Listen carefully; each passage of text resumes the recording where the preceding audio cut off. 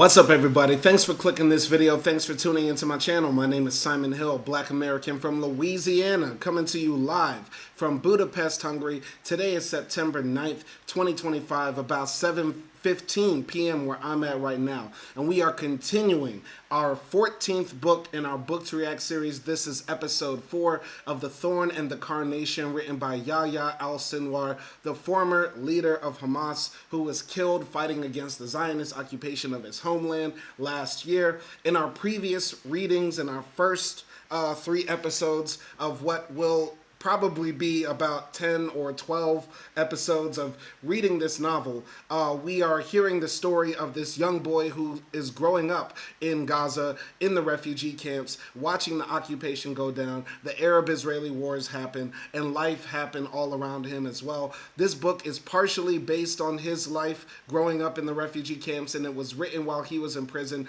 and the book is also partially a geopolitical sort of breakdown of the events that lead us to where we are now, where there is a genocide in Gaza.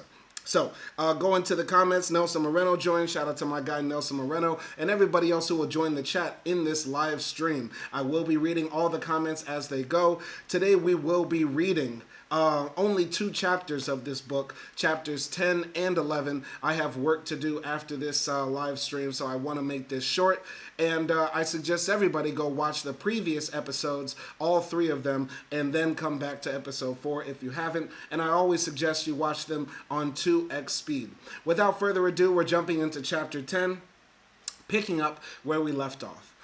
The next day, after my brother Mahmoud returned to Gaza from his studies in Egypt, another student returning from Egypt for the same summer vacation was caught during inspection with a letter containing a list of names of Palestinian youths organized in Egypt for Fatah movement.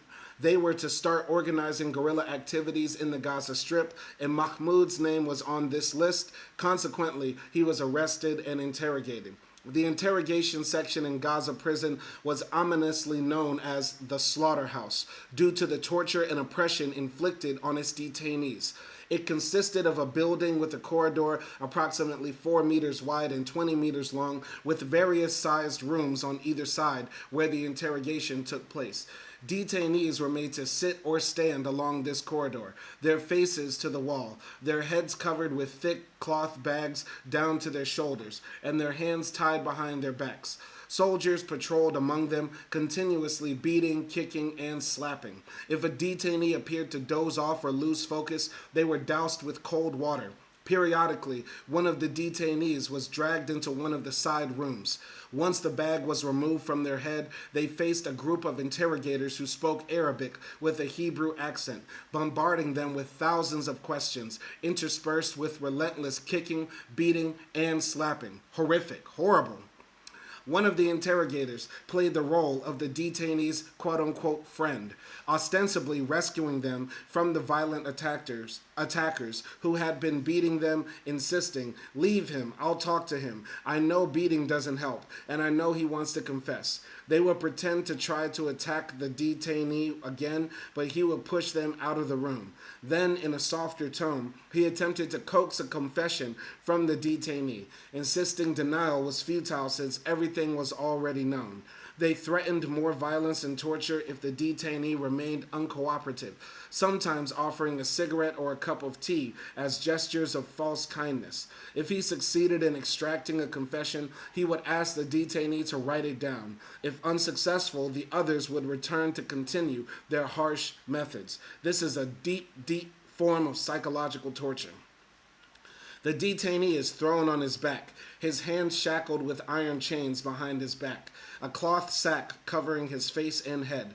One of them sits on his chest to suffocate him and pours water over the sack. Another stands on his stomach, and a third places a chair between his legs to keep them apart and sits on the chair, while a fourth presses on his testicles, and 2 others each hold one of his legs. Thus, in rounds, as soon as one round ends, it is separated from the second round by a few seconds, and he is thrown on a long table in the same manner, subjected to the same methods, and his hands may be shackled with iron chains behind his back. Then his hands are tied to a loop or a pipe fixed in the wall up high, where he is almost hanging, his fingertips barely touching the ground.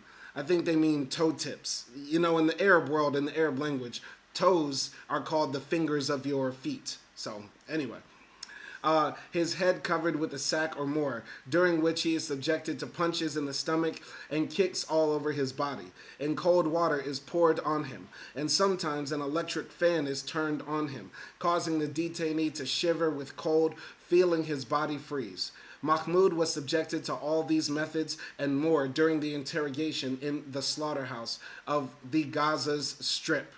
Or I don't know why Gaza, has the underline, but I don't know why he doesn't want to call it the Gaza Strip.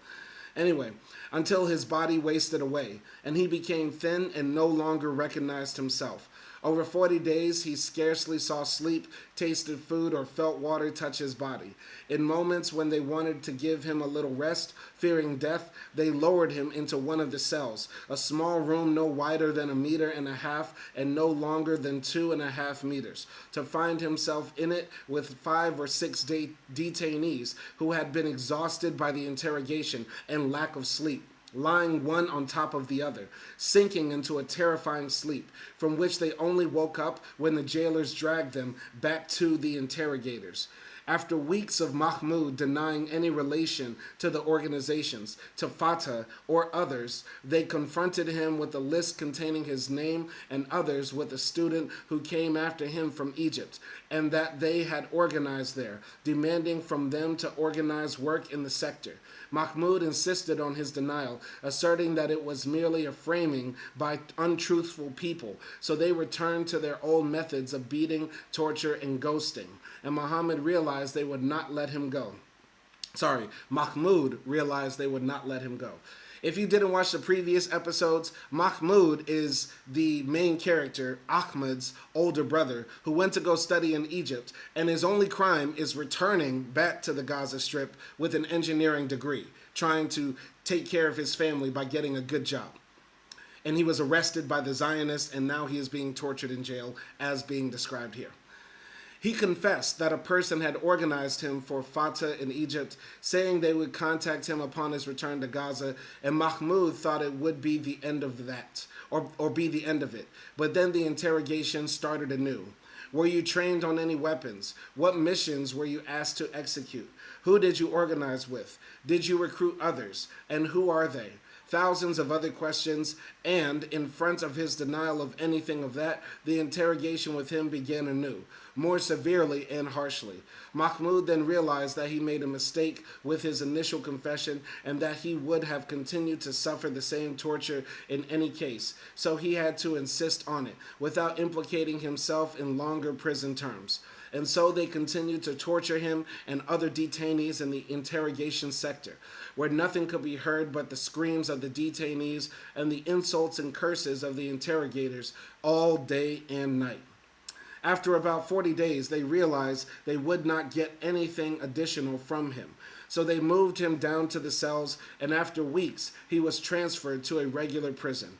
He entered one of the rooms in one of the prison sections after they handed him some clothes, blankets, 2 plastic dishes, and a spoon. There, he found in the room about 20 prisoners, some of whom he knew from the camp. There, his brothers welcomed him with comfort and consolation. They each introduced themselves, their name, area, charges, and so on.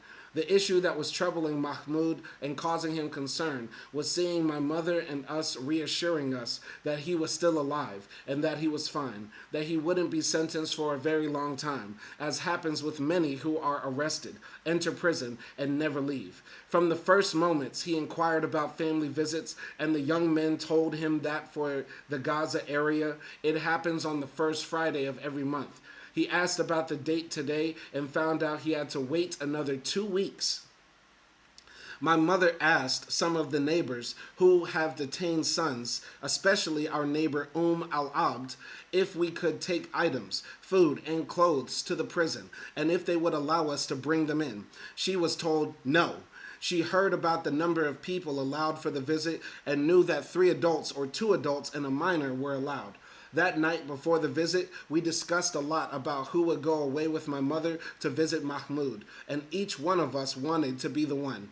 In the end, my mother decided by choosing my sister Fatima, me, and Miriam. Hassan got angry, expressing his dissatisfaction and displeasure, but my mother explained to him that she was worried about him getting into altercations with the soldiers and jailers, and that this was our first visit to check out the situation. Then we would decide, so he reluctantly agreed.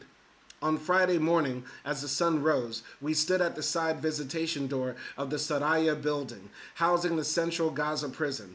Arriving early, we found hundreds of families waiting. Next to the wall, there was a barrier made of iron pipes to organize the queue. We all sat in a designated waiting area. A window in the door opened and a jailer looked out, then opened the door, holding a register in his hand, and began calling out names.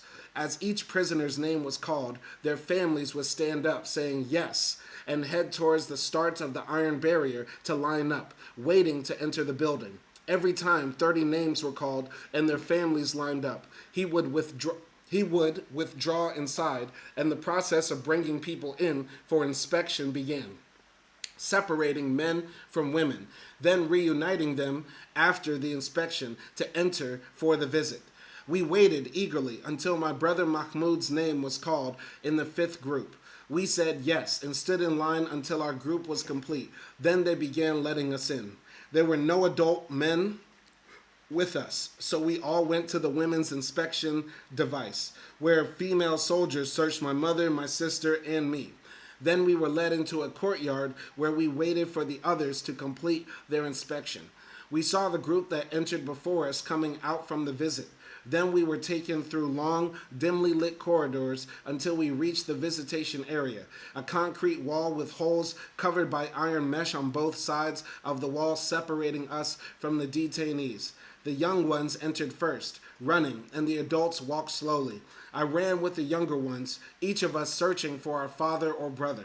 I found my brother Mahmoud sitting behind one of the windows and screamed, "Yama, Mom, it's Mahmoud. Yama, it's Mahmoud." My scream rose, but my mother didn't hear me, though she saw me standing in front of the window and came over with my sisters, Fatima and Miriam. My mother bombarded Mahmoud with thousands of questions about his condition, his health, whether they had beaten him, whether he was fed, how his body was, whether they had paralyzed his legs or arms. An endless stream of questions without waiting for the answers. Tears flowed as Mahmoud tried to calm her down, signaling with his hands, saying, "All is well, Mom, all is well. I'm fine. And here I am before you. My body is fine. My legs are fine. I'm all fine. How are you? And how are my siblings? How are you, Fatima? How are you, Miriam?" Fatima mumbled as she wiped her tears. "I'm fine, my brother, I'm fine." And Miriam replied, "Thank God." My mother started asking him about his case and the court. He answered her that it was simple, and God willing, the sentence would not exceed a year or a year and a half. My mother gasped, almost losing her soul from her sides, exclaiming, "A year or a half, and a year or a year and a half, oh woe to me." So Mahmoud began to calm her down and tried to reassure her, telling her that she had appointed a lawyer for him. The jailers standing behind us and on the other side began to clap and scream, "The visit is over, the visit is over." We managed to exchange greetings once more, and the jailers rounded up Mahmoud and other prisoners, pulling them behind the door, and began to push us, the families, on outside. I'm about to cry reading this, man. Some of this is just so hard to read. Man, I feel my tears welling up behind my eyes, man. For real. For real. I feel like I'm about to cry reading some of this, man. This is emotional. This is one of the rawest books ever, even though some parts are poorly written and it jumps back and forth in time. And, the narrative, I think, could have been better served had it only been told through the little boy's eyes and not the eyes of a geopolitical mastermind.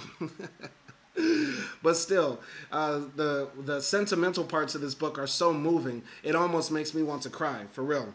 Shout out to Snake for sending the $10 super chat. I really appreciate that, Snake. It's going towards tuition. Just came back from school today. Gotta pay that tuition. And remember, everybody, every donation you make towards this channel helps to sending a young black man through university. What I gained from this visit was that I saw Mahmoud. He asked me about my condition, and I asked him about his. When he said goodbye to my mother, goodbye Ahmed, and all the time, the questions about well-being reminded me, and he said, with whom my mother, and reassurance from Mahmoud and discussion about the case and the sentence. And the important thing is that since this visit, we felt that my mother's psychological condition had stabilized and she began to return to her normal self. Okay? Snake says, is there any way I can contact you so that we can speak privately? Absolutely. Hit my email, simonnhill90@gmail.com. That's simonnhill90@gmail.com. All right, and we can have a chat behind the scenes, absolutely. So, Mahmoud was placed in Section B in Gaza prison, which consists of 8 rooms opening onto a long corridor 3 meters wide. The room's size varies between 15 square meters and 25, with several small windows and their doors made of iron bars. In one corner, there's a toilet. Each room houses at least 29 prisoners who spread blankets on the floor and sleep on them side by side, as there's not enough room for anyone to lie on their back, nor can they turn over unless they get up, stand, and then turn themselves to lie on the other side. If one of them leaves his place for the necessity of going to the bathroom, he must step over the sleepers, and upon returning, he finds his place lost as the others have shifted into it. At 6 in the morning, it's announced over the loudspeakers that the counts will begin shortly. The lights are turned on, and the jailers start knocking on the doors to wake up the prisoners. Each of them must wake up, fold his belongings, arrange them, and sit and wait for the count. It is if one of them is late and his fellows do not wake him, the jailers open the door and enter, kicking him with their feet with all harshness and brutality. A large number of jailers, led by an officer, count the prisoners, where the prisoners must stand in 2 lines. The jailers carry batons, wear helmets, one of them carries a tear gas gun, and they count the prisoners room by room, then proceed to count the other sections. In the end, the loudspeakers announce the completion of the count, and breakfast is served, usually consisting of 2 or 3 slices of bread, a little butter, some jam, and sometimes half a boiled egg, along with a cup of something that tastes and smells like tea.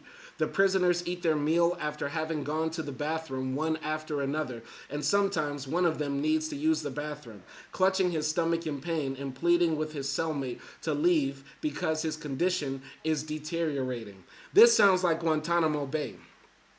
There's a book by a man that I read a few years ago. I forgot the name of the book, but I think it's called Guantanamo Diary, and it's one of the few accounts of somebody who was wrongfully sent to Guantanamo Bay and tortured. And everything that they're describing here sounds exactly like what America does to the people that it rounded up and sent to Cuba in Guantanamo Bay. But I'm going to continue here. So, the jailers come to the rooms one by one to take the inmates out in groups of 2 rooms at a time to the courtyard, the fora, a space surrounded by high walls with a roof covered in barbed wire, measuring about 120 square meters. The prisoners come out one by one, each placing his hands behind his back and bowing his head into the courtyard. There, the jailers stand with sticks in the middle of the yard, and the prisoners start walking around the courtyard in a circle. Anyone who opens his mouth to speak with a colleague, falls behind, or moves ahead receives his share of beatings with batons, kicking, and slapping. They walk in this manner for an hour or less, then back to their rooms. Each must sit on his folded blanket, and they are forbidden from sitting in circles or groups to talk or study. If they do, the jailers storm the room and beat them severely, and some may be taken to solitary confinement cells known as snookats. The noon count is announced, and after the count, lunch is served. A few slices of bread and vegetable broth, sometimes containing vegetables like carrots, or it might be a hot water tasting of salt. Sometimes mashed potatoes, rice, or slices of eggplant are served. The serving is so scanty it barely touches the prisoners. They eat their lunch, some wash the dishes, and others sit leaning against the wall, eyelids heavy with drowsiness from the monotony and boredom. And if a jailer sees someone nodding off, he yells at them to stay awake, as sleeping is only allowed at night. Hours pass heavily until dinner is served, barely visible on the plate. Just before 5 o'clock, the prisoners eat and then sit waiting for dusk. About an hour or an hour and a half after sunset, after the evening count has been conducted in the same manner, the jailers turn off the lights and the prisoners lay down side by side, ready for sleep. A jailer always looks in, monitoring the rooms, his footsteps echoing on the floor, as if refusing to allow them even a piece of sleep at night. Horrific, man. This is torture. This is literally torture. And this seems very vivid and real because, Yahya Sinwar wrote this book while in prison. So he's describing his days in and days out while being incarcerated. Going to the comments here, Nelson Moreno says, female soldiers were playing with the detaineds' genitals and they took pictures on Guantanamo Bay. Kinda hot, not gonna lie. No, that wasn't Guantanamo Bay. That was Abu Ghraib. That was the Abu Ghraib prison in Iraq. But terrible things happened sexually to prisoners too in Guantanamo Bay. And I suggest everybody go read that book. I believe it's called Guantanamo Diary, and it's written by a man named Muhammad, I think. It's a very dope book. A lot of the book is redacted because the CIA got their hands on a copy before it was published. But go check out that book as well. Nelson Moreno says, the jail sounds great if you want to lose weight. This is Crash Course, The Biggest Loser. You know what I mean? This is Crash. Who needs Ozempic when you have Zionist detention camps? Anyway, on Thursdays, prisoners are taken in groups of 4 to the showers at the end of the section, where each person has 5 minutes for their weekly shower. Weekly shower, only 5 minutes long. My God. The water is rarely hot, and the poor quality piece of soap must suffice for a quarter of the prisoners in the section. Ugh. After the showers, the jailers give each room a single razor blade for everyone to shave their beards with. Friday is the day for family visits. Each region of the Gaza Strip has its turn on one of the Fridays. In the morning, those expecting visits prepare and wait for the loudspeakers mounted on the walls of the section to call out the names of the visitors, batch by batch. Those whose names are called exit the rooms after the jailers unlock them. They are gathered from all sections into a waiting room, searched one by one, then led into the visitation area where the jailers forcefully pull them in for another round of inspections, and prisoners from each section are separated. Back in their rooms, their fellow inmates greet them with congratulations and blessings for the visit, to which they respond, "God bless you, may you have the same." This harsh and bitter reality is what my brother Mahmoud encountered and lived through in Gaza prison, which was nearly bursting with hundreds of prisoners from all over the Gaza Strip. The prison administration forbids any form of organized community life and deprives prisoners of their most basic rights guaranteed by human rights laws and the Geneva Conventions. Anyone who tries to object faces harsh beatings and harsh treatment beyond what one could imagine. My God. My God, man. This is one of the most harrowing chapters, just being inside the belly of the beast, the tip of the spear. On the day of the court, the jailers come to inform Mahmoud and the other prisoners that they must prepare to go to court. Within minutes, they are taken out of their rooms, subjected to a thorough search. Then their hands are shackled with iron cuffs, handcuffs behind their backs, and their legs are also shackled. They are then dragged into the nearby military court located at the other end of the prison building, where they are placed in a waiting room. They are brought one by one into the courtroom, where they are kept in a defendant's cage guarded by soldiers. In the center of the room is a large table with 3 chairs behind it, and the Israeli flag in the background. Military officers enter as judges, and one of the soldiers shouts, "Stand," requiring everyone in the room, including the family sitting on the other side, with soldiers' guns pointed at them, to stand up. The court proceedings begin, where the role of the lawyer is almost negligible. Mahmoud sneaks glances between dozens of soldiers towards my mother, uncle, and brother, Hassan, who are sitting among the families, trying to force a reassuring smile on his face. My mother tries to respond with a faint, gloomy smile that can't hide her anxiety and anticipation of what's to come. The court sessions pass one after the other without results, and each time the prisoners return to the prison under the same procedures where their fellow inmates, curious about what happened, try to reassure themselves. If one of them receives a sentence, they try to console him by saying that freedom is near, that prison doesn't break men, and that this is the price of national belonging. If you're black, you gotta feel this, man. Come on now, this is real shit. For real. If you black, you feel this. You know what it's like, man. You ain't even gotta be in a court. But this feels like, this is a very, very, like, resonant experience to the black American experience, man. Being shackled, being chained, being abused, being tortured, going to kangaroo courts. You know what I'm saying? Like, this is real nigga shit. For real. For real. Anyway, the conditions of life were unbearably harsh, and the jailer's reactions to any attempt at objection were harsher than imaginable. Often a prisoner's head was broken for questioning whether the food was fit for human consumption or sufficient for 20. His hands were often broken for turning to look at another's room's door while passing in the line to the yard, and his eyes often bruised because 3 or 4 sat in a corner of their room in a circle, breaking the rule of interaction. 3 or 4 prisoners, including Mahmoud, began discussing the situation, each sitting in their place to avoid provoking the jailers, searching for a way to end this reality. It was clear to them all that using violence and force was not in their favor, as they had only their hands, while the jailers possessed batons, shields, helmets, tear gas, and all forms of brutality and inhumanity. What to do? They concluded that the only way to change this reality was an open-ended hunger strike. Through the hunger strike, they would enter a battle of wills, and that the ability to endure the pains of hunger and the wait for death, thereby overcoming the jailer's arrogance and forcing him to change his treatment equation. Man, this is some raw shit, man. This is raw.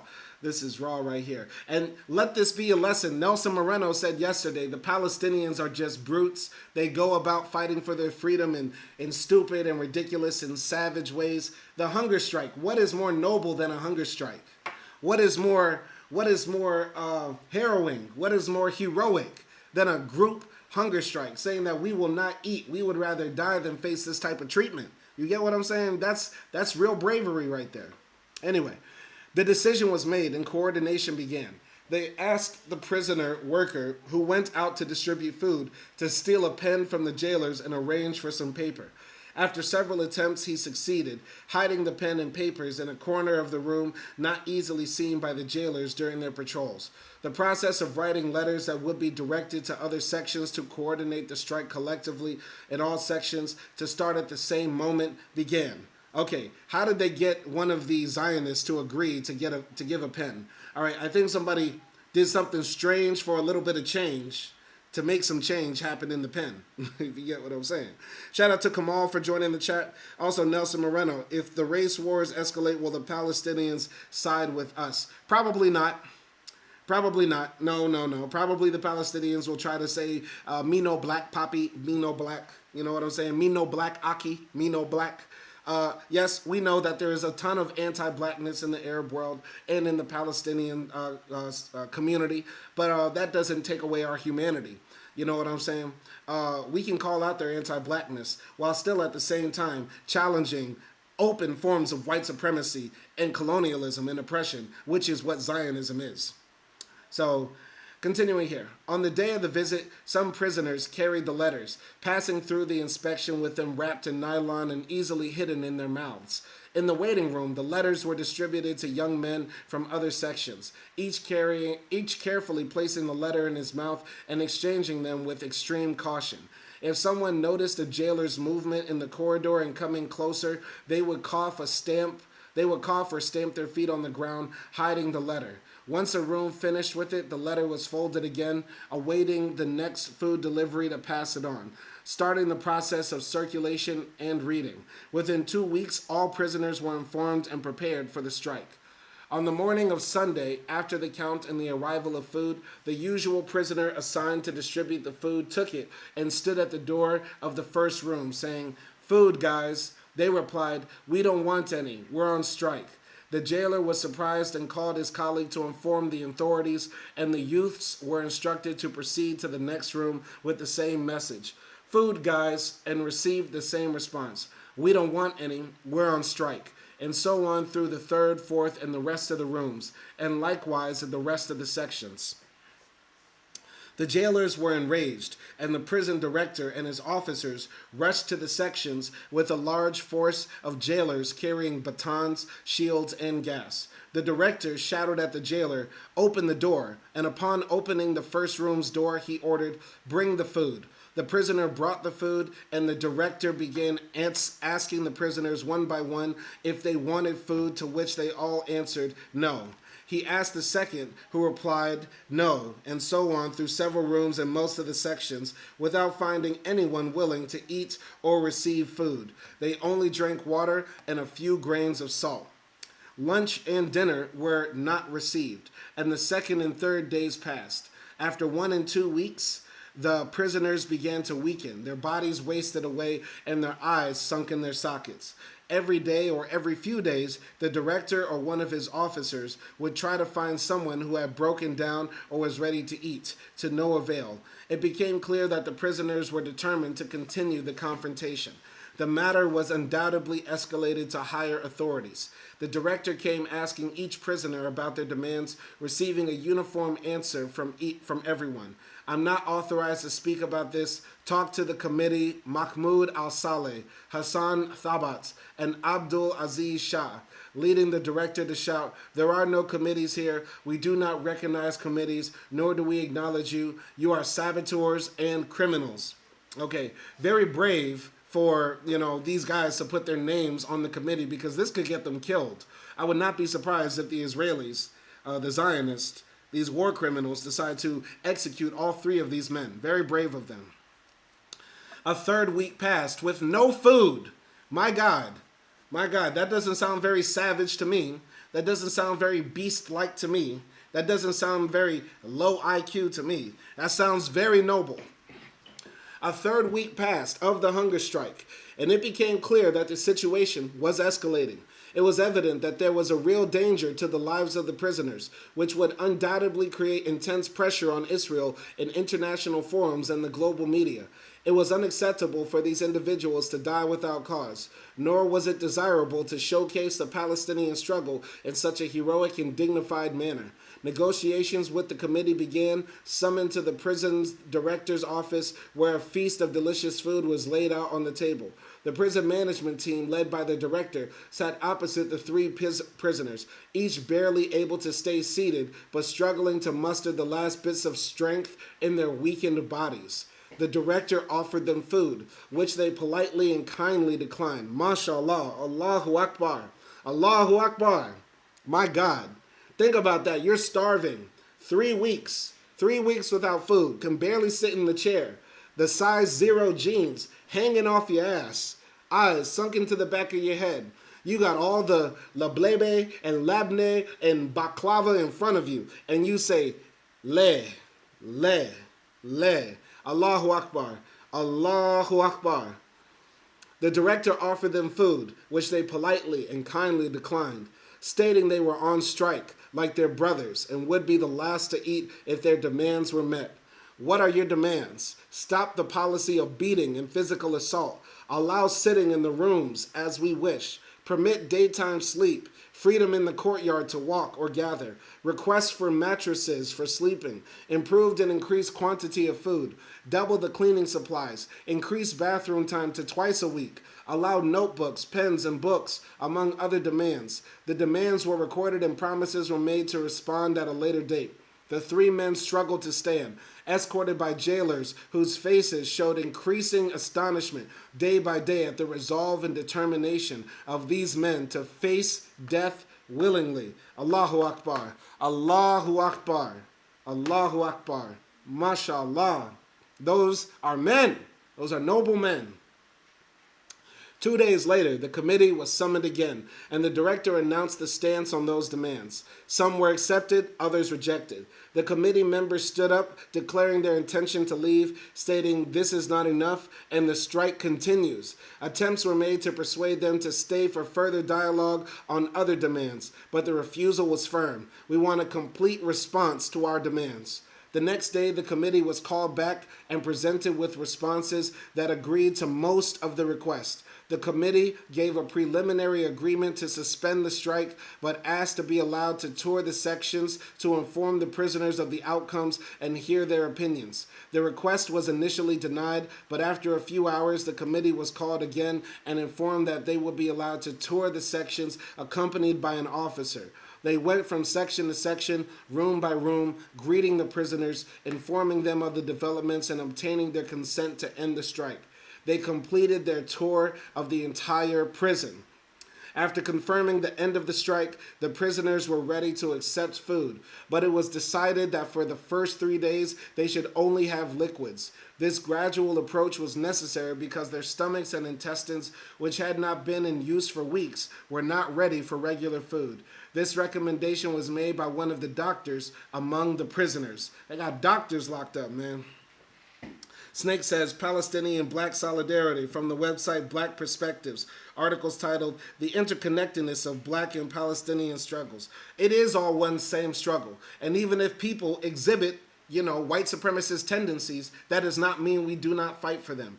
Candace Owens is a black white supremacist. Are we not fighting so that Candace Owens doesn't get choked out by the police? So that Candace Owens, when she gives birth at the hospital, doesn't die like hundreds of other black women every single year when they go to the hospital? Are we not trying to fight for black women not to get discriminated against by their hair choices in the workplace? Just because it's Candace Owens and several other hundred black MAGA retards, that doesn't mean we don't fight for them. The same applies to the Palestinians as well. A lot of them are anti-black. We know a lot of the Arabs are anti-black. Anti-blackness runs rampant in the Arab world. Some of the most wicked racists exist in the Arab world. That does not mean we give in to the divide and conquer tactics by the white supremacists by saying they're on their own. There will be solidarity no matter what. So, Snake says, well, too long to copy and paste, but a leader in BDS based in Palestine talked about the interconnection between the struggle for black and Palestinian liberation. We might check out that article. Go ahead and post it somewhere on the channel, and I might try to read it. All right. So, after the first meal, the prisoners in each room held a collective sitting in a circle.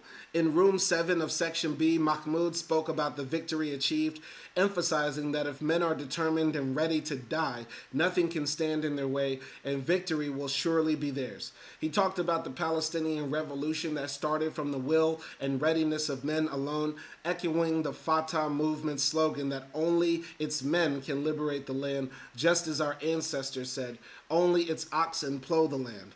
The next day, the prisoners went out to the courtyard without the presence of jailers and their batons, each doing as they pleased, walking or sitting in 2s, 3s, or 4s without any intervention. A jailer stood on a nearby roof observing the situation without interfering.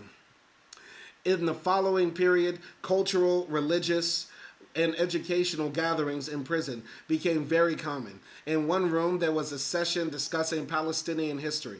In another, a political session about the latest developments. In a third, a session about the principles, slogans, and objectives of the Fatah movement. And in a fourth, a session on socialist thought and Marxist philosophy. The prison transformed into an advanced school where learners taught others, and those inexperienced in debate and political thought were trained.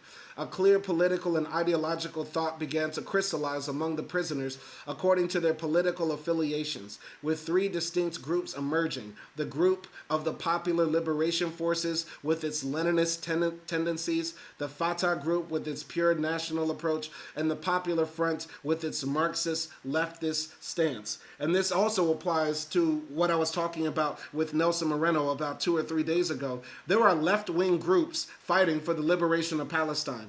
I know we generally think of all the Arabs as being crazy Muslim extremists ready to blow themselves up to go to Jannah, but there are a lot of atheists in the Arab world. There are a lot of Marxists. There are a lot of socialists. There are a lot of straight up secular nationalists in the Arab world who don't give a fuck about religion. They don't give a fuck about religion or none of that.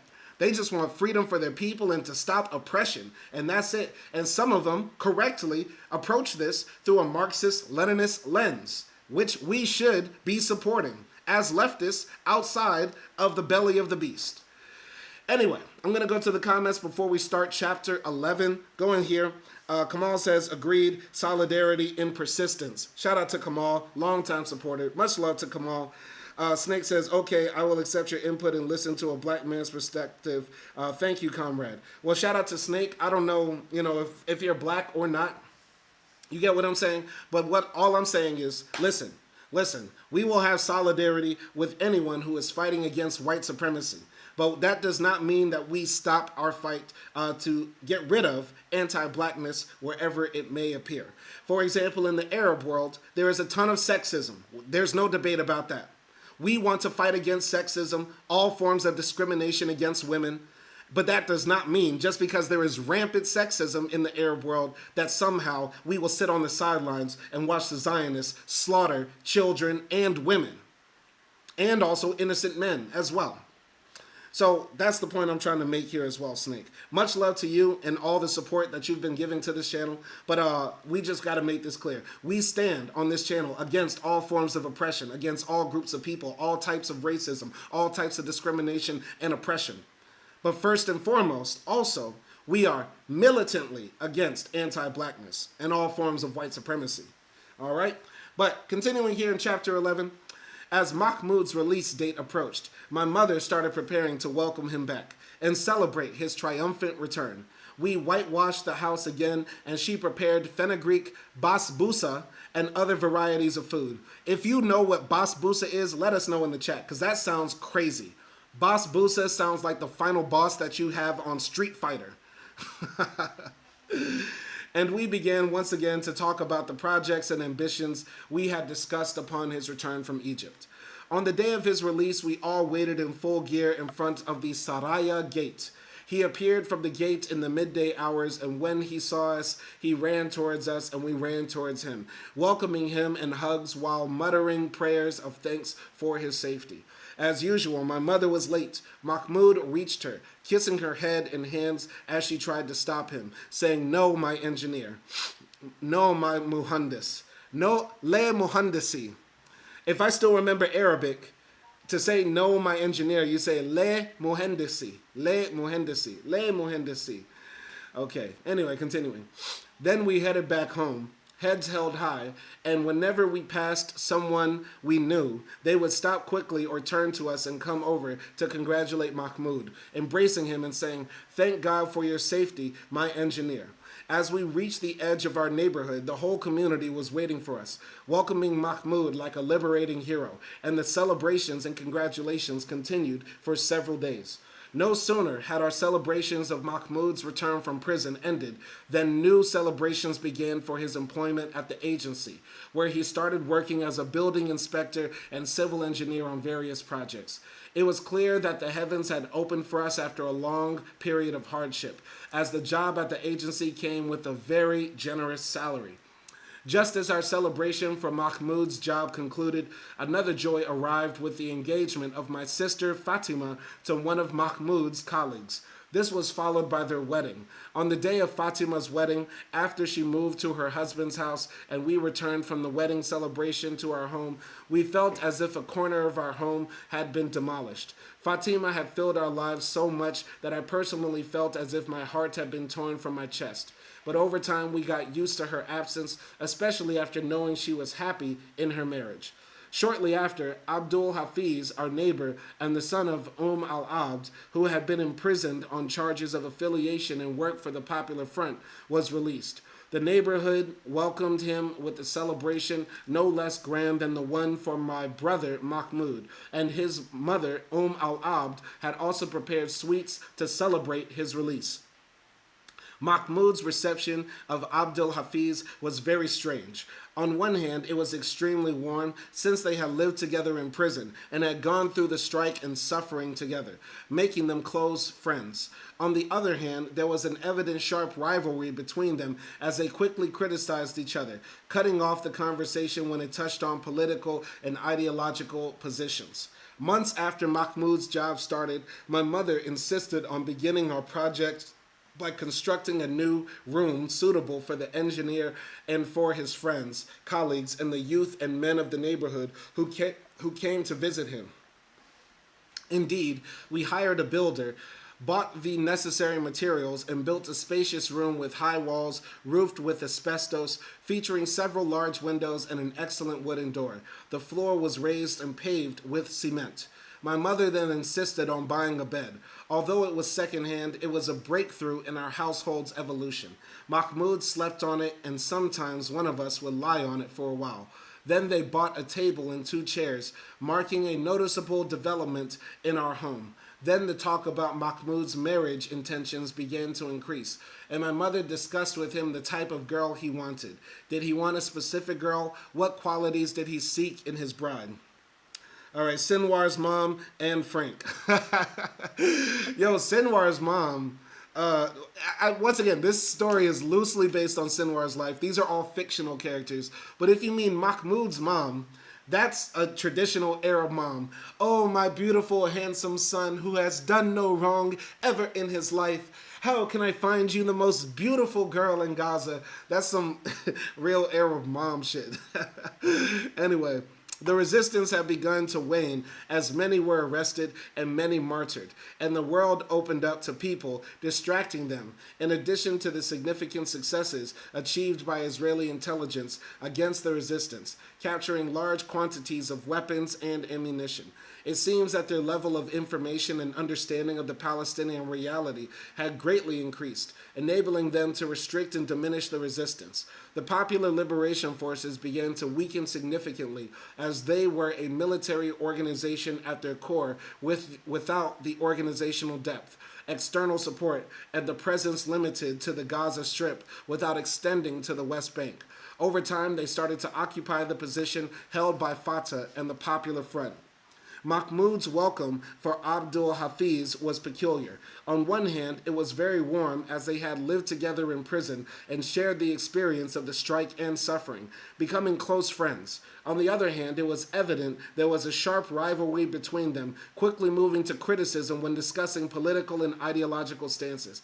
I really hate how the book sometimes repeats sentences in paragraphs. It's very strange. I don't know if that's a direct translation, if that's, some mistake in the translation to English, but that's so annoying because we literally just read that same exact sentence, or that sentence reworded a different way. Months into Mahmoud's employment, my mother insisted on starting our projects by building a new room fit for an engineer and his visitors. Again, the same sentences. Friends and colleagues and men of the neighborhood. Indeed, we hired a builder, bought the necessary materials, and constructed a spacious room with high walls and asbestos roof, several large windows, and an excellent wooden door with a raised cement paved floor. After that, my mother insisted on buying a bed. Though it was secondhand, it was a significant upgrade in our household. Mahmoud slept on it, and sometimes one of us would lay on it for a while. Then a table and 2 chairs were bought, marking a noticeable advancement in our home. Discussions about Mahmoud's marriage intentions began with my mother inquiring about the type of girl he wanted and the qualities he sought in his bride. The resistance's intensity began to wane as many were arrested or martyred. People were distracted by the world opening up and the significant successes Israeli intelligence achieved against the resistance, capturing large quantities of arms and ammunition. Their increased knowledge and understanding of the Palestinian reality allowed them to constrain and diminish the resistance. The Popular Liberation Forces began to weaken significantly as a military organization without the same organizational depth and external support, confined to Gaza without a presence in the West Bank. Over time, they started to occupy the positions of Fatah and the Popular Front. With the arrest and imprisonment of many young men, intellectual and political currents began to emerge, leading to sharp intellectual and political discussions among these youths, their families, and in circles believing to be out of Israeli intelligence's reach. It became clear that some adopted Fatah's viewpoints and its ideas, while others followed the Popular Front's perspective and ideology. Abdel Hafiz often visited our house, sitting with others in Mahmoud's room to engage in intellectual discussion. Abdel Hafiz, a socialist Marxist, advocated for this ideology, discussing historical materialism, dialectic, and citing works by Marx, Lenin, or Engels, talking about the Soviet Union's support for our people and rights, and the support for socialist countries for our cause, emphasizing the need to leverage this friendship and support. Mahmoud adopted a different viewpoint, arguing that our cause could not afford to be divided into different ideological currents. He believed everyone was free to choose their ideology, but our efforts should unite under the banner of the National Liberation Movement Fatah, which accommodates the religious, secular, communist, Christian, Muslim, and everyone, rejecting ideological differences. Whenever they gathered at our house, al-Abd's house, or stood at the street corner, these discussions would erupt, voices rising, each staunchly defending their position, sometimes heatedly, but eventually ending with tea and returning to their daily lives and concerns. On the other hand, Sheikh Ahmed started inviting young men to pray and come to the mosque. They began to frequent the mosque for prayers, then sit in a circle to read the Quran or study religious books on the Prophet's biography, jurisprudence, or hadith. Sheikh Ahmed would explain, interpret, and train the young men around him, who received his teachings eagerly. He guided these young men, who then spread out, bringing new youths to the mosque, thus explaining the circle. My brother Hassan was the kindest-hearted among us and the most willing to sacrifice for others. He took on the responsibility of supporting the household and covering Mahmoud's educational expenses in Egypt through his work at the vegetable stall and his continued education, accepting to study at the agency's vocational school despite having excellent grades in his high school certificate. I'm so confused about the Hassan character because, number one, I thought it was Mahmoud that was selling vegetables at the stand. And secondly, wasn't there a Hassan who became the neighborhood sex pest and then he got kicked out and then he moved to the occupied lands of Israel? I'm so confused. Is there another Hassan? There's too many people in this family to follow. I'm not exactly sure. I feel like he just retconned the story with this one paragraph. Because now he's saying Hassan sold vegetables to support his brother Mahmoud while he was in Egypt. What? I don't remember that happening. I remember it happening the other way. Anyway, given a suitable opportunity, he could have studied engineering or science, but circumstances forced him to accept vocational studies, continuing to bear the vegetable stall's burden while nearing graduation from the lathe and milling section of the vocational school. While working at the vegetable stall, Hassan became acquainted with Sheikh Ahmed, who bought his household needs from him several times and noticed his good character and genuine nature. The sheikh invited him to pray and frequent the mosque, reminding him of the afterlife, warning against disobedience to Allah and the pursuit of worldly pleasures, and asserting that the path of religion and righteousness is the best and shortest path to happiness, success in this life, and salvation in the hereafter. Hassan was moved by these words, promising the sheikh he would start praying and attending the mosque. Indeed, from that evening, Hassan began to perform ablution and pray, going to the mosque for prayer whenever possible. He usually went to the mosque for the Maghrib prayer and stayed there until he had performed the Isha prayer. After Isha, he would return home. The matter was very well received by our family, especially by my mother, as prayer and mosque attendance were beyond reproach. Hassan, being mature and aware, there was no concern for him. Sometimes he would participate in the discussions between my brother Mahmoud, our neighbor Abdel Hafiz, and other youths, where he was particularly sharp in his debate against Abdel Hafiz, accusing him of atheism, disbelief, and infidelity. It was evident that Abdel Hafiz was stronger in his intellectual presentation, as his cultural level was much higher than Hassan's, and it seems that his time in prison had endowed Abdel Hafiz with these intellectual capabilities. He would attack the religious thinking approach, claiming religion to be the opium of the masses and a numbing agent. Where are the religious people, and what is their role in the national struggle and resistance against occupation? Hassan's response was weak. Hassan's responses were weak, and he often clashed with Mahmoud in these discussions, urging the return to religion and adherence to it during the liberation process, citing a statement attributed to Omar ibn al-Khattab that the state of the nation's end would only be rectified with what rectified its beginning. Mahmoud responded strongly, affirming that there is no doubt or objection to religion, but we are in a phase of national liberation, and we must not be distracted by any ideological or religious disagreement, leaving Hassan speechless, unable to respond. Mahmoud then asked, "What about the Christians among our people? Where do they stand in the national struggle? How will you deal with them if we declare and start the conflict?" So that was a very interesting paragraph, and it kind of goes to show the different types of people that get drawn to different types of ideologies. So going back to the story of the uncle, right? I forgot the name of Ahmed's uncle in this story, but basically he was a business owner who was very similar to Mahmoud's ideology in that generally, guys, we need to fight the Israelis and we need to just form our own nation, just general bourgeoisie types of nationalism. Let's all come together and fight for, the general interest of the nation, not really highlighting the fact that you're fighting for bourgeoisie interests within the national body, right? Or the soon-to-be existent national body if it is successful. Meanwhile, Abdel Hafiz represents the super woke intellectual. Think of like a Malcolm X type person, something like that, right? Instead of Malcolm X being a hardcore follower of the Nation of Islam, and then later on Sunni Islam, he became a Marxist, a socialist, right? Very eloquent in his speech, very aware, and had the right, in my opinion, examination of the colonialism that is happening to their people. Meanwhile, Hassan, the third person in this triad of people debating about the liberation of the people, is less educated, has had a harder life, had less opportunity, and is drawn towards the religious type of nationalism.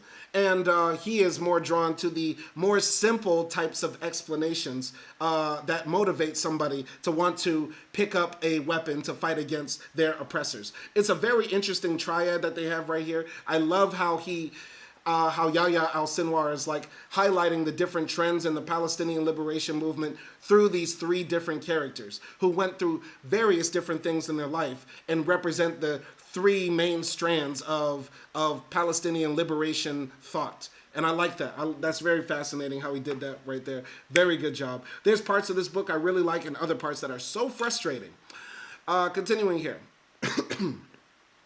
The next day, Hassan returned from the mosque with several books, one discussing and dismissing Marxist thought and socialist theories, another discussing the economic system in Islam, and a third on creed. He placed them beside him, flipping through them, searching for answers to the questions he had failed to address in the previous day's conversation. Mahmoud began to notice changes in Hassan and occasionally sat with him, inquiring about the mosques and its activities, trying to advise Hassan to keep away from those groups. When Hassan did not heed his advice, Mahmoud attempted to use our mother's influence to deter Hassan from interacting with those groups, introducing terms like Ikhwanji, Muslim Brotherhood affiliates. Mahmoud warned that Sheikh Ahmed and his group, frequenting the mosque and participating in seminars and exchanging religious books, were part of the Muslim Brotherhood. He expressed to our mother his fear of Hassan becoming Ikhwanji, cautioning that the Brotherhood did not believe in Arab nationalism, opposes Gamal Abdel Nasser, and has attempted to assassinate him. Moreover, regimes and governments are against them, pursuing and disliking them, and if Hassan were to become associated with them, he would unjustifiably endanger himself. I think also something, and this comes from my experience living in Tunisia and also other parts of the Muslim world like Turkey, like Indonesia. I've lived in a few Muslim countries. I know we like to think in the West we have Islamophobia, but you will not experience Islamophobia until you go to the Arab world. In Tunisia, in Turkey, in Indonesia, yes, they have some respect for religious people, but there is this latent fear of hardcore radicals within there. And they tend to look at anybody as a radical if you just pray 5 times a day, if you seriously fast on Mondays and Thursdays, if you trim your mustache and stuff like that, or keep a big beard, or wear a thobe or a kufi and stuff like that. So there's a lot of fear of the true believer, I would say, in the Muslim world. And a lot of it has to do with historical reasons. You know, many of the revolutions that happened were spawned by people that were deep off into religion. There's a lot of history tied to that. And also, there's this push and pull between secularism in the Muslim world and also this desire to, you know, retain their cultural hegemony or autonomy away from the West sort of civilizing mission that it still does in our neo-colonial age. So it's very complex. It's more complex than I could even break down right now. But I find that part very fascinating because that reminds me of Tunisia when I would hear people make fun of the people that would go and pray 5 times a day. Or I would hear stories about the dictator in the past who used to kidnap people that would go to Fajr and torture them because they were praying all the time and stuff like that. So I'm going to continue here though. And yeah, my mother would call Hassan to sit with him and inquire about what she heard from Mahmoud, especially regarding the Muslim Brotherhood. Hassan categorically denied being a member of the Brotherhood or that anyone from the mosque had discussed the Brotherhood with him, or that he had overlooked anyone talking about it. He explained that the mosque activities were limited to praying, learning the Quran, and studying aspects of religion. Is that wrong, he asked, to which his mother replied no, advising him to be cautious and avoid troublesome matters. Hassan reassured her, leaving her content in the end. I heard many of these incidents, whether between Mahmoud and Hassan, Mahmoud and our mother, or Hassan and our mother. Mahmoud's discussions were more convincing to my mind, but Hassan's kindness and simple approach to matters were more comforting and reassuring. Perhaps sensing this, Hassan began encouraging me to pray and accompany him to the mosque. Sometimes I prayed, sometimes I did not, and I frequently joined him at the mosque, sitting in the circle sessions held between Maghrib and Isha prayers, which were led by Sheikh Ahmad. I attended several sessions, including interpretations of Quranic chapters like Surah Az-Zumar and Al-Mudaththir. Sheikh Ahmed's words were impactful and beautiful as he described the scenes of the Day of Judgment, the torments and pleasures of the afterlife, and how the Prophet Muhammad ﷺ received his Lord's commands to carry the banner of the call to Islam and proclaim it boldly. Kamal says, sheesh, I had no idea, comrade, Islamophobia. Yeah, it gets deep out there. It gets deep. So Hassan graduated from a vocational school and immediately found work in a metalworking and machinery shop in the Zaytun area of Gaza, earning a reasonable salary with the promise of an increase if he proved his technical skills. It became clear that we were entering a golden era of our lives after years of poverty and hardship. At that time, I was about to finish my middle school studies, my cousin Ibrahim had started high school, and my brother Mohammed was in his 2nd year of the scientific high school stream. Tahani had finished her high school diploma and had registered to attend the Teachers Training College in Gaza, waiting for the results during that period. It seemed as though life was smiling at us again. After years of absence, my cousin Hassan reappeared, but in new form. Okay, now it makes sense. There was a cousin Hassan, but he has his brother Hassan. There's cousin Hassan and brother Hassan. Cousin Hassan was the sex pest who got ran out. Brother Hassan became the first Hamas fighter. Okay, I get it now. Okay. He had grown into a big man, had grown out his beard and hair, and wore strange, almost frightening clothes, similar to the attire of the Jews. He wore a gold chain around his neck, a thick gold bracelet around his wrist, wore worn-out cowboy pants at the knees, and held a pack of cigarettes in his hands. He seemed completely from another planet. He knocked on the door, and when I opened it, I didn't recognize him at first. He ran his fingers through his hair, scattering it, and said, "You're Ahmed," and I recognized him by his voice. "You're Hassan?" "Yes," he replied, and I shouted, "Mom, Mahmoud, Cousin Hassan has returned to our house." Everyone came running out of their rooms toward the entrance, and Hassan had already stepped 2 or 3 steps inside. Everyone who came out running stopped as if struck by lightning, unsure what to say. Mahmoud was the first to recover from the shock, went forward to greet and embrace him. Ibrahim greeted him, and Mahmoud led him by the hand into his room, followed by Ibrahim, Hassan, and my brother Muhammad, and I, while my mother went to prepare tea. We sat in the room, and Muhammad began to inquire about what had happened to him and how things turned out for him. Hassan told us he was living in Tel Aviv, working in a factory owned by his Jewish girlfriend's father. No! Putting that BPC in that little Jewish girl. Don't do it. Sugar, don't do it. No, no, no, no, no. Damn. Oh my God. Cousin Hassan left the house and got him a big titty Jewish woman. And her daddy rich. My God. My God. I know he's telling people he's Jewish, but he's dark-skinned. I know he's telling people that. I know he's just lying. He's passing. I know he's passing, bruh. Anyway, his situation was excellent, he said, and that he was renting a great apartment in Jaffa. The significant thing was his heavy tongue when speaking Arabic, frequently using Hebrew words in his conversation.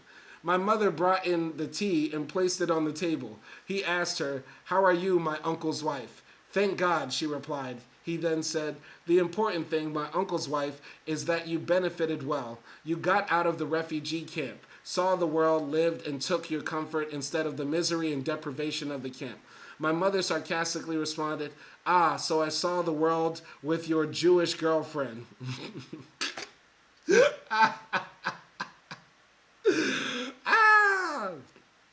Hassan became a bunny hopper. He became a bunny hopper. I know the Palestinian Dr. Umar is pissed. The Palestinian Dr. Umar is pissed, bruh. Now I'm wondering if there's a Palestinian corn on the internet. Oh, no, Nelson. Why you have to do that, man? Why you have to do that? You didn't have to say that. Hassan replied, "So what if she's Jewish?" Mahmoud intervened, asking, "So Hassan, what's next?" Hassan replied, "There's no next or before. I just came to greet you and all and see if Ibrahim needs anything." He then reached into his pocket, pulled out his wallet, and from it, he took out a large bundle of cash, counted out a significant amount, and extended his hands towards Ibrahim with the money. Ibrahim didn't move, and we all remained silent. Hassan insisted, "Take it, Ibrahim." Ibrahim responded, "No, thank you. I want to live with my uncle's family like anyone else here. I lack nothing." Hassan said, "Take it. I'm your brother." Ibrahim replied, "You're my brother when you came back to live with us and leave the Jews and their lifestyle." Hassan retorted, "Take it easy, Ibrahim. Do you want me to return to the refugee camp? Why don't you come with me?" Ibrahim refused. "I seek refuge with Allah." That's the Arab equivalent to "I rebuke you in the name of Jesus." The Arab equivalent to "I rebuke you in the name of Jesus" is "A'udhu billahi minash shaitanir rajim." A'udhu billahi minash shaitanir rajim. I seek refuge with Allah. A'udhu billahi minash shaitanir rajim. I rebuke you in the name of Jesus. Allahu Akbar. I seek refuge with Allah, to which Hassan replied, "As you wish." Mahmoud tried to engage Hassan in a conversation, attempting to convince him to return home, reminding him that his home still awaits him, and he would rebuild and arrange it. He suggested that they could find him a good wife and a respectable job. Hassan smiled throughout, indicating his refusal, and then left after a lukewarm farewell. My mother kept trying to convince Mahmoud of the necessity of marriage, but he evaded the topic, claiming that the house was too small and unsuitable for marriage. She tried to persuade him that this would be temporary until we could expand. Now the house had 3 rooms. His new room, the 2 old rooms we had repaired, where she, Tahani, and Miriam lived in one, and Hassan, Muhammad, I, and my cousin Ibrahim lived in the other. And he could marry and live with his wife in the new room. Mahmoud wondered where guests or visitors would sit, to which she replied they could sit in the boys' room or in her and the girls' room. Isn't this how all refugee camp families live? Moreover, they had their uncle's house where they could repair a room for expansion. Indeed, it was agreed to repair 2 rooms in my uncle's house, one for Mahmoud and his wife, and the second for Hassan when he gets married, while the new room would remain for receiving guests. Following the construction of the 2 new rooms, Mahmoud suggested to my mother that his wedding be postponed for several months so that he and Hassan could marry at the same time. Gay! Bruh, hey bro, let's get married together, bruh. What is that? What is that? That's gay. Kamal says, my first white girl in high school was Jewish. We clapping it up for Kamal. We're clapping it up for Kamal. We're clapping it up for Kamal. Salute to Kamal. Salute to Kamal. Nelson Moreno said, nice. I'm having too much fun reading this harrowing book full of despair and tragedy. Anyway, Hassan and my cousin wanted to get married at the same time. This way, instead of bearing the cost of 2 weddings, they would hold a single celebration, thus saving on Hassan's wedding expenses. Hassan, being kind-hearted and having sacrificed his education for Mahmoud and the family, deserved a shared celebration. My mother was convinced by the idea and began to discuss it with Hassan, assuring him that everything was ready and the wedding would take place.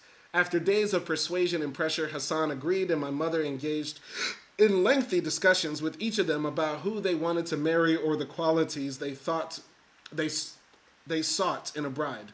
She suggested several girls, visiting their homes to see the daughters, assess the cleanliness and orderliness of the houses, and gauge the family's habits, but she was not satisfied with the level she found.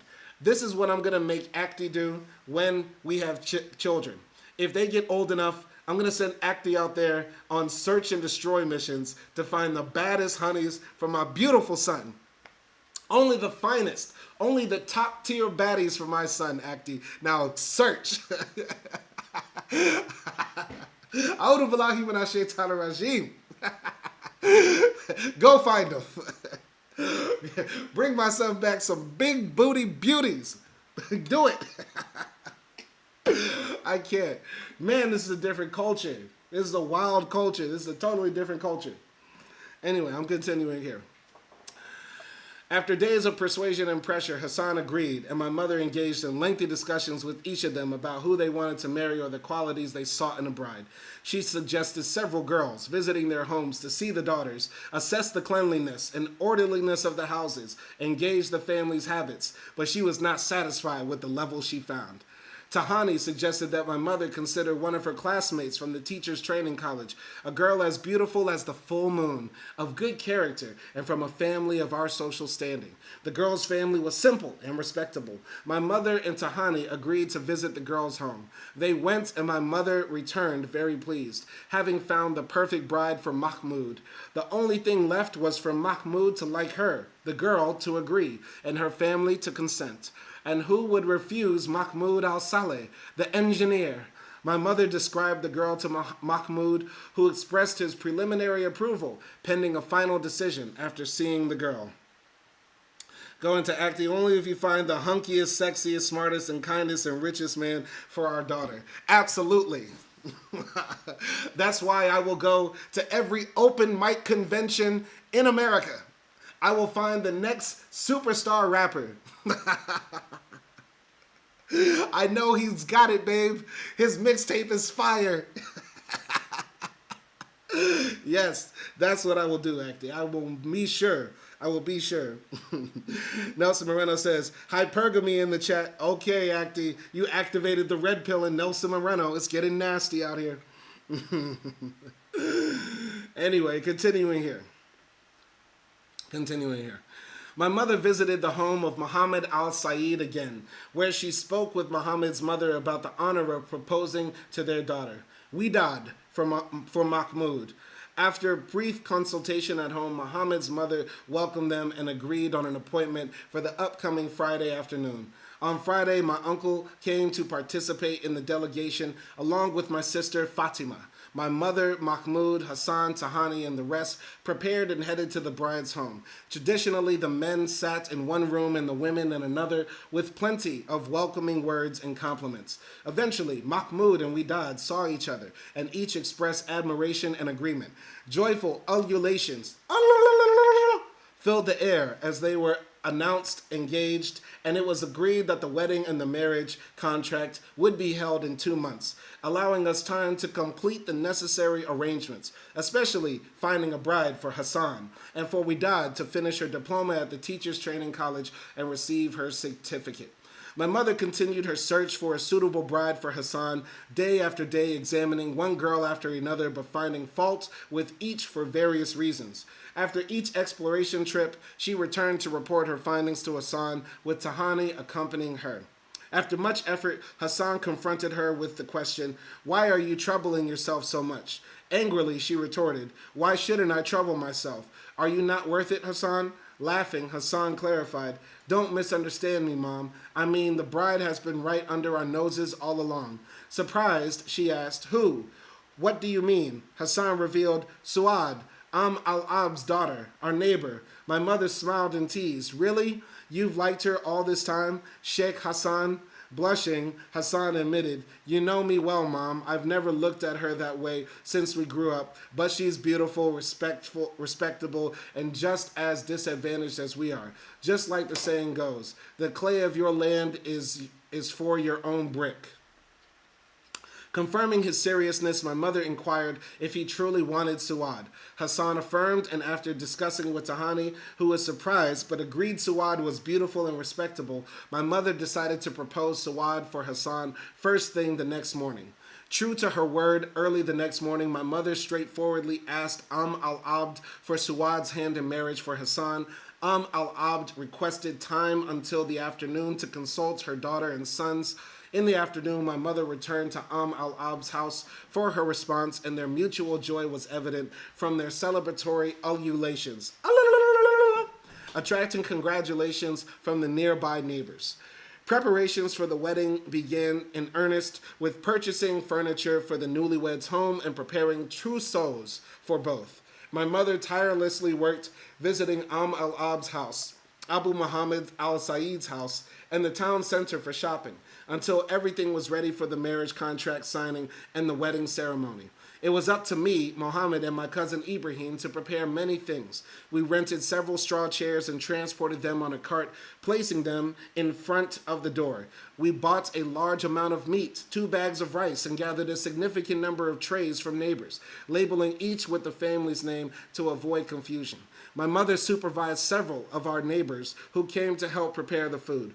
We prepared the wedding platform by connecting several tables next to the wall, covering them with mats and placing 2 borrowed bamboo chairs on them, which we covered with prayer rugs. We arranged for a long extension cord for electricity from one of the distant houses that had power, as not every home had electricity. We had rented a string of colorful lights to hang above the wedding platform. Everything was ready by afternoon when the guests began to arrive. Going to Nelson Moreno. Hassan just died today in Qatar. I'm marrying my daughter to Diddy. Nelson, you're going to jail. You're going to jail, man. You're going to go to jail. Women sat inside the house and men sat under the canopy we set up in the street. The sound of women singing and ululating never ceased. Then we began serving the food. Trays of yellow rice topped with red meat.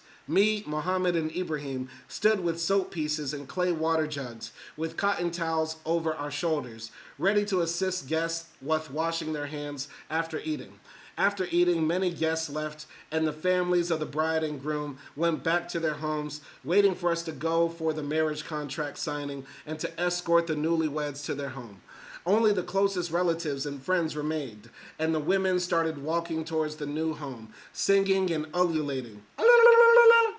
After they neared Abu Muhammad's house, they began singing the popular folk song, welcoming and celebrating the union.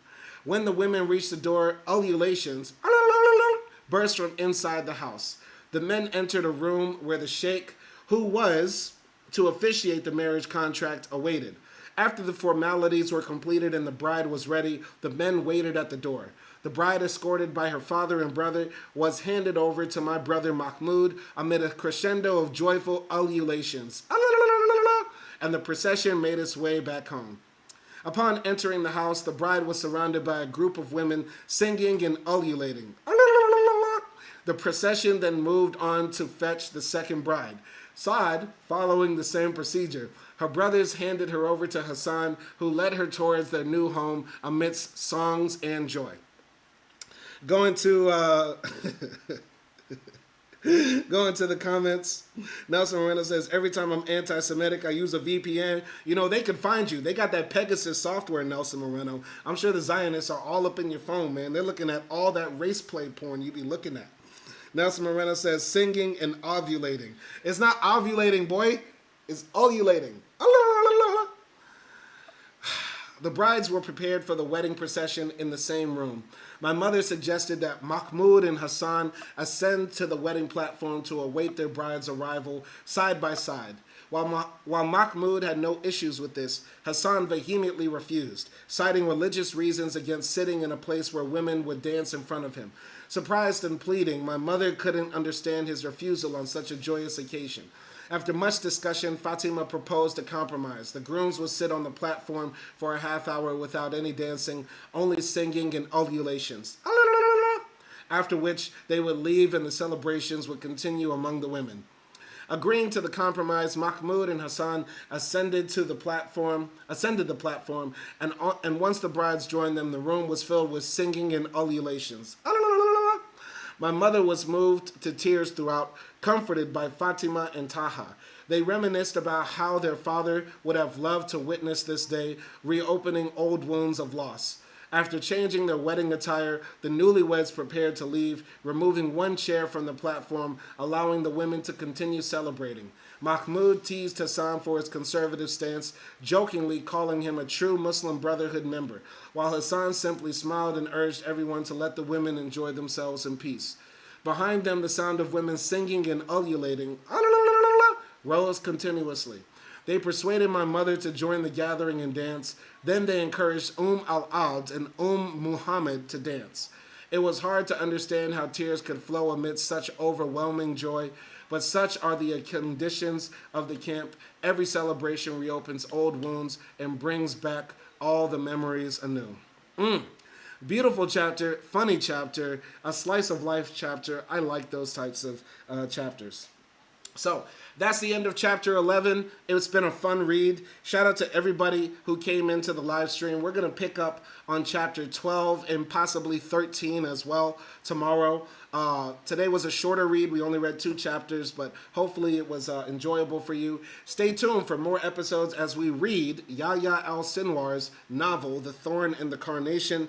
Before I leave, let me give a shout out to Nelson Moreno, Akdi, Snake, Kamal, and everybody else who joined the live stream. Y'all be easy out there, and peace, power to the people, free Palestine from the river to the sea, and end the occupation and the genocide.